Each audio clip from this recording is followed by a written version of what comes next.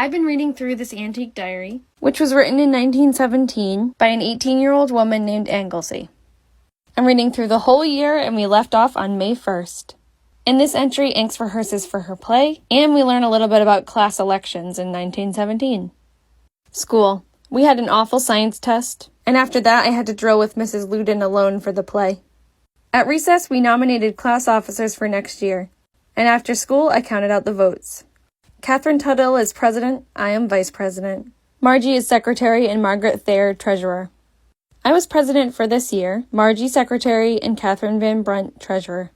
Joe and Monica came home for lunch with me, and right afterward we went to rehearsal. Mrs. Loudon's husband was there but had few corrections to make. The plays really went off very well, but in the midst of one, V. Wagner's petticoat started to come off, and she flew from the room with most awful yells. I went home with her afterwards and had some eats, and then she came here to see the twins for a while as they have a most awful crush on her. She went home at about 5:30 and I read until dinner. I had dinner at 77 and wrote letters to Harold Newland, Nat, Lou, and Helen afterwards. Bed about 11.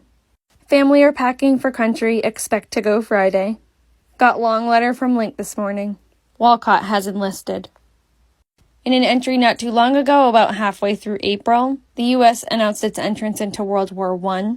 So from here on out, we start to see many of her friends and family enlist. And there's much more information to come specifically about Link and the Navy, so stay tuned for that.